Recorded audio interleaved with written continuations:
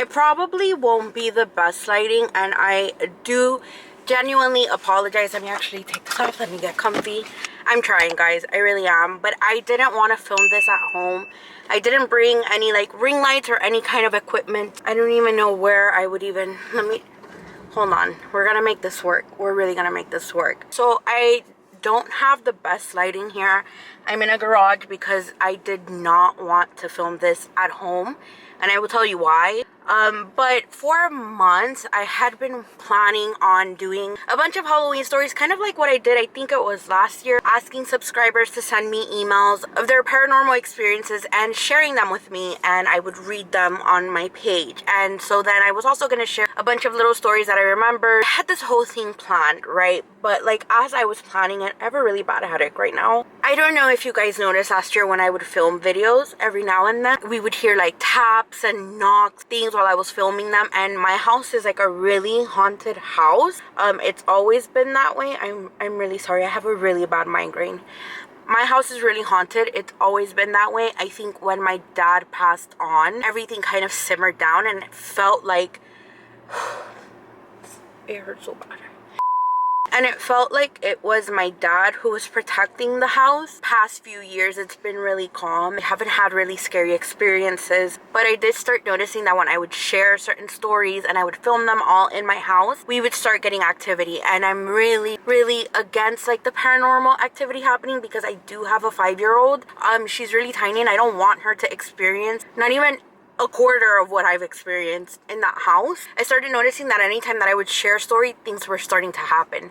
When I was planning this whole thing for this October of this year, normal stuff and sending me your scary stories to iamjustspooked, my email. When I was planning it, I started noticing that things were happening, and it's like, it wasn't anything that I felt like I would do a story time on because it was something really, I don't know how to explain it. I feel like if I say it vocally, it's not as scary as it sounds, but living it was really scary. For nights, we would hear like little like through our walls, right? And so then we could like kind of chalk it up through to maybe it's like a bug in the wall, like we don't know, like we kind of like started saying, you know, common sense, and it was all debunkable, right? One night the scariest thing happened. It is like late at night, my husband and I are settling down about to fall asleep, and all of a sudden it sounds like a beast, like a huge animal with claws that could be the size of my whole body has landed on our roof. Like it literally went like that, but it was so loud, like so loud. It was like a beast. It literally felt like a beast, and we heard it land. It did like 2 steps and then that was it, and we were so petrified. Like we looked at each other, we're like, what the was that? But no one would even dare to go outside to see what the hell it was, and that scared me. And I remember just when that happened that night thinking, I'm not doing anything scary. I'm not doing that. Like I'm lucky that my mom was asleep, that my dog was asleep, that Penny was asleep, because I'm not doing that. And so I had ultimately decided that I wasn't gonna do this, okay? So then one day, as October comes near, right? It's like the first day of October, all the YouTubers are posting stuff, and so my husband's like, are you gonna do it? And I was like, no, you know what? I don't really have that many scary stories anymore. I'm not gonna just make up stories to make them up. You know, when you're a YouTuber who covers scary stories, at one point it starts to feel redundant and repetitive, and like, is it really happening to you? Or are you making yourself believe it's happening to you? I didn't want to sound like that. And then when my husband had asked me, I was kind of like, no, I don't think I want to do it. I just don't want anything, like, I don't want anything to feel comfortable in showing itself in our house or having any activity. That was the ultimate decision, and that was that. One day, my mom, she likes to go and walk out every morning. She walks out from like 7 to 8 a.m. before the sun comes up. When my mom gets up and leaves, my daughter usually runs to our room and sleeps with us. But it can get really uncomfortable because she is a crazy sleeper. So my husband started telling her like, hey, why don't you just teach yourself to stay in the room, like nothing's gonna happen. And so she was doing that. Like every night my mom would get up, well, not every night, every morning my mom would get up, go to walk, and Penelope would just stay there up until it was time to get her up for school. And I want to point out 2 things. Penelope has never done this before, and she's not a crier. Penelope is not a crier, and she's never ever done this ever in her life. Oh, and a third thing, She's really brave. She's incredibly brave. I'm just putting that out there. And so my mom leaves to walk one day, and we just hear like someone running, and they like push through the door. And we both get up, and it's Penelope crying. And she is crying, like fully crying. Look, like it's not because she's my kid. She's a great kid. I'm so lucky to have her. Penelope does not throw tantrums. She is not a crier. I cannot stress this enough. She is not a crier. When she cries, it's serious, okay? Like, Penelope will fall and hurt herself, and she'll look at me and be like, I'm okay. And it could be killing her, and she'll be like, I'm okay. Like, she does not cry. And she comes into the room bawling her eyes out. Like, she's fully bawling her eyes out, shaking. And I look at my husband, and I get up in fear, like, what the hell happened? And then my husband gets up, and she says, there's something in my room, and it's scaring me. And I think, like, I'm getting chills saying it, because I think, like, at that moment we were like in and out of sleep, so we were kind of caught off guard. So of course we laid her with us, we cuddled her, like, we hugged her. A few hours later, before she has to get up for school, we like start up with our day, and me and my husband get up, and we're like, you know, what was that about? And we wake her up, and I ask her, like, hey, well, what happened? She's like, I don't want to talk about it. And I'm like, okay, but can you tell me, like, what did you see? And she's like, something. And I was like, okay, cool. So then I have to take my mom to the doctors, and my husband's like prepping her for school, and I was like, hey, listen, like, she's already told me she doesn't want to talk about it. If you want to ask, but if she tells you, like, I don't want to talk about it, respect that. And, you know, he says, okay. I noticed that she was really sad, and she was really off. She was so weird. She was being so weird. She was really quiet, like, wasn't really excited. When she wakes up, she's really happy. She's really excited to go to school. And she wasn't. Like, her light was completely turned off that day. And so I have to take my mom to the doctor. And I told my husband, like, keep a close eye on her. Let me know if she keeps up like this. But he's getting her ready for school. And I call him. Like, when I make it, I call him.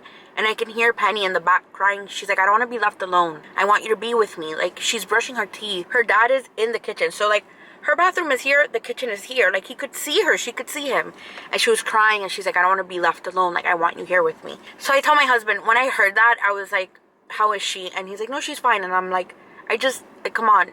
Did you not hear? She just told you she doesn't want to be alone. So I said, hey, like, we're not going to send her to school. Just wait for me. I'm going to go home. I will get her, but I don't want to send her to school, you know? Like, I was really concerned for her, because, again, this is, like, not like her. This isn't something that she's ever pulled off before. She's not, like, I cannot stress this enough, and I may sound repetitive, but it was so unlike her. It was genuinely unlike her. And so then I guess he was, like, talking to her while they were waiting for me. I get home, I get her, and my husband's like, don't ask her anything again. So I was like, that's fine, I won't. He calls me, like, when I'm, like, we finally get inside, she's laying down, and he calls me, and he's like, listen, like, she said that she saw a black figure hanging from the ceiling, and it was looking at her. And I was like, you're lying. And he goes, yeah, that's what she said she saw, and she does not want to talk about it. And I'm like, okay, fine, I won't ask. But I'm her mom, and I want to know from her words, what did you see? And, like, how do we go forward from this? Like, how do we move forward from here? As a mom, like, your kid is your life, and you never want them to experience anything that's bad. All you want to give your kid in life is nothing but good experiences. The bad is gonna happen.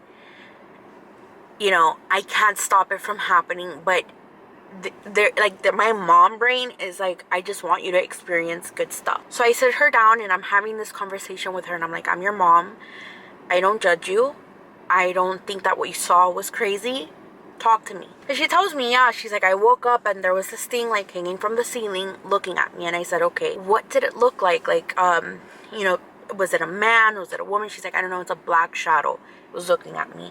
I said, okay, did you see anything else? And she's like, I don't want to talk about it. I just don't know how to explain this. Like, I was trying to tell her, like, I believed her experience, but I didn't want her to be scared of the house, right? So I said, I fully believe you, and I'm really sorry that you experienced that, and you know that mommy and daddy are here, and anything that happens, you can come to us, and we will protect you at all costs. Ella, which is what she calls my mom, grandma, I'm like, whenever Ella gets up and goes out to walk, you just come to the room with us and be with us. You know, like, forget it if we're uncomfortable, it's fine. Like, I just want you to be with me. And she was like, okay, I will. And I really was trying to stress that I didn't want her to feel fear in her house, because it's so uncomfortable, right? Like, being scared in your own house, where your house is your safe haven. At night, she had a fever. She had a fever of 106. Like, you not, I'm not even making this up. That night, she got a really bad fever. She had to stay home with us for like a week.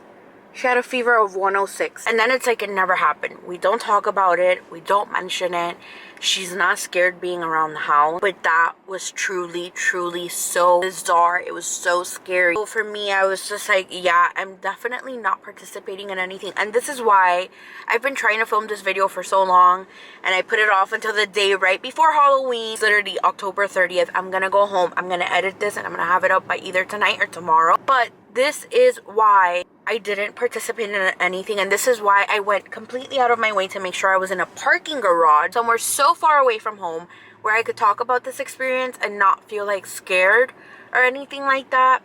But this is like genuinely, this is really what happened. I was a little afraid because I was like, I don't want things to feel like conjured up again like they were, because before my dad died, like our house was insanely scary. Like there are, like, I could tell you so many stories. Every day we were living on edge. Every day we were experiencing things. My dad, my mom, she tries her best to be a skeptic. We were all experiencing really crazy things, like people that would visit our house, people that, I remember one time, like one of our cousins was walking home and it started raining, and in our house, like in the front, we have a porch, like a roofed porch, and so he went to sit down by one of the chairs on our porch so that the rain, you know, like waiting for the rain to pass by. And on that chair, the front of the house is the porch, and then there's this big window which used to be my room. So all the chairs and the tables, they're like in front of my room window.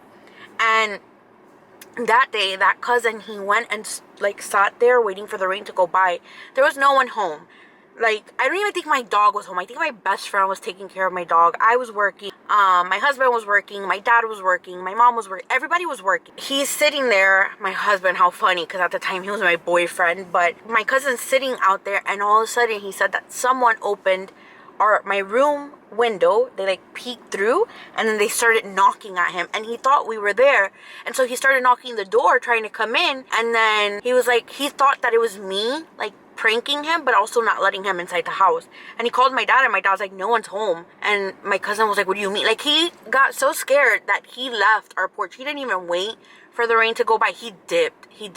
So like, our house, we've had a lot of scary experiences there. I don't want that to happen, because again, like I said earlier, when my dad passed on, a lot of it stopped. And having a kid, I don't want her to experience none of that. And I'm sad that she experienced that, but also like thankful that it's, you know, like she's not walking around the house scared. And I feel like she's forgotten it. I don't know if we ask her. I don't even want to try. But yeah, that I really wanted to share that with you guys, because that was really spooky. And I think like someone recently discovered like my videos from the girl who did like witchcraft on me, or voodoo, or whatever the hell. And she said, someone commented, and they were like, that sounds like a campfire scary story, like it sounded fake. And I'm like, what do I gain with lying about it? I have nothing to gain from lying about this. I don't even care for this to be my content. Like, I just want to do vlogs about everything that I do, and random stuff, and fashion, and hauls, and vlogs, and everything. And I don't want to talk about scary, dark things. I don't want to do that. Why would I lie? Like, I don't have to lie about any of this. I hope that you guys enjoyed this. I'm so excited to film more. I'm in the middle of filming a vlog that should be up soon. I really hope that you guys have a happy and safe Halloween wherever you are. Please be safe. Please be careful. Take care of yourself, and I will see you guys in the next one. Bye. Don't forget to subscribe and like and comment and let me know what you would like to see next. Okay, I gotta go home. Bye.